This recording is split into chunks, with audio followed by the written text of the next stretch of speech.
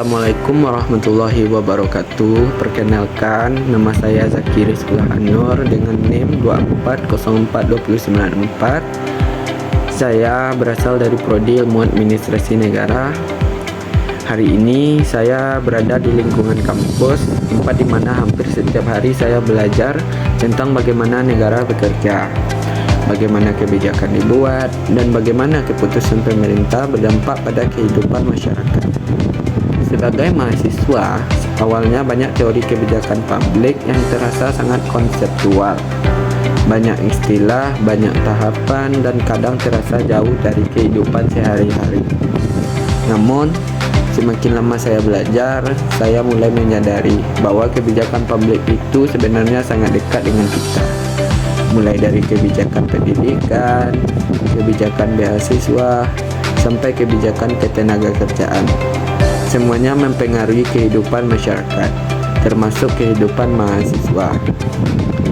Dalam mata kuliah pengantar administrasi publik, khususnya pada pertemuan ke-11, kami mempelajari tentang kebijakan publik dan proses kebijakan publik.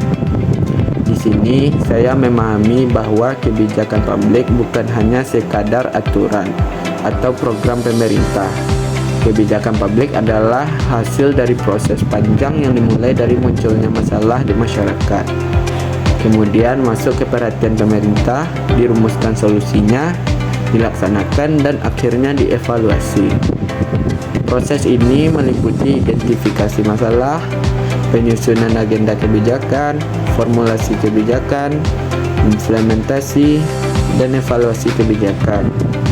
Setiap tahap punya peran penting, dan kesalahan di satu tahap bisa mempengaruhi hasil kebijakan secara keseluruhan. Kalau kita melihat ke kehidupan nyata, kebijakan publik seringkali terasa ketika masyarakat berada dalam situasi sulit.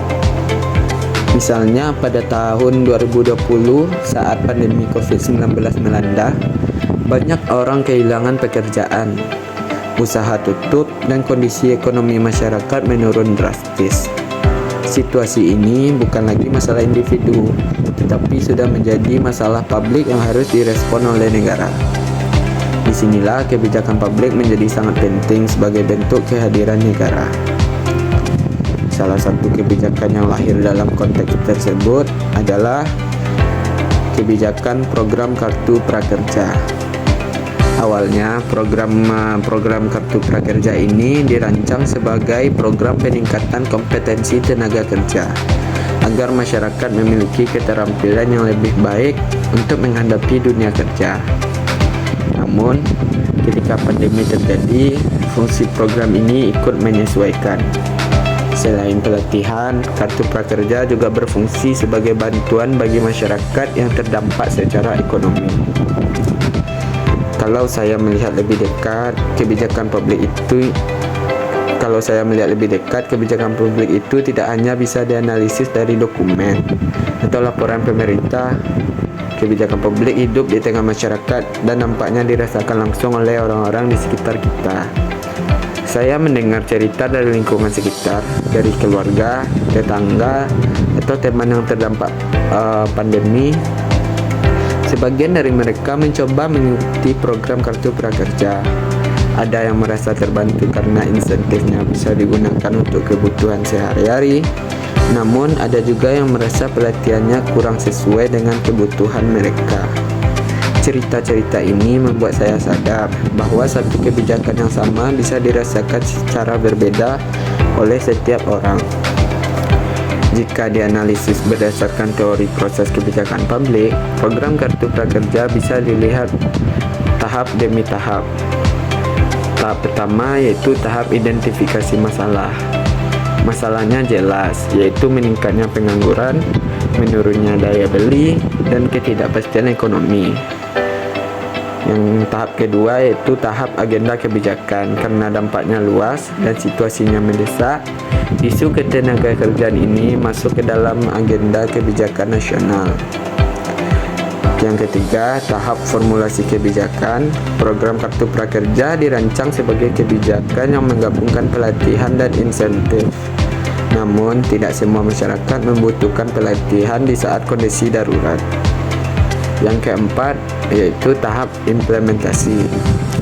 Pelibatan platform digital swasta membuat program ini berjalan lebih cepat. Namun, di sisi lain muncul persoalan transparansi, akuntabilitas, dan ketepatan sasaran. Yang terakhir yaitu tahap evaluasi. Evaluasi menunjukkan bahwa manfaat program ini lebih terasa sebagai bantuan jangka pendek dibandingkan peningkatan kompetensi jangka panjang. Sebagai generasi muda, khususnya mahasiswa administrasi publik, memahami kebijakan publik bukan hanya untuk lulus mata kuliah. Pemahaman ini menjadi bekal penting jika suatu saat kita terlibat langsung dalam pemerintahan atau lembaga publik. Studi kasus program Kartu Prakerja mengajarkan bahwa kebijakan publik harus peka terhadap kondisi sosial masyarakat. Administrasi publik tidak hanya bercerita tentang aturan dan prosedur, tetapi juga tentang nilai, etika, dan tanggung jawab terhadap masyarakat. Kebijakan publik harus selalu berorientasi pada kepentingan publik, keadilan sosial, dan kesejahteraan masyarakat. Melalui cerita ini, saya ingin menunjukkan bahwa teori kebijakan publik yang kita pelajari bangku kuliah sangat relevan dengan kehidupan nyata. Program Kartu Prakerja menjadi contoh bagaimana kebijakan publik lahir dari masalah masyarakat, dijalankan oleh pemerintah dan memberikan dampak nyata, meskipun masih memiliki kekurangan. Sebagai generasi muda dan calon administrator publik, kita diharapkan tidak hanya memahami teori, tetapi juga mampu berkontribusi dalam menciptakan kebijakan publik yang lebih adil, efektif, dan berkelanjutan.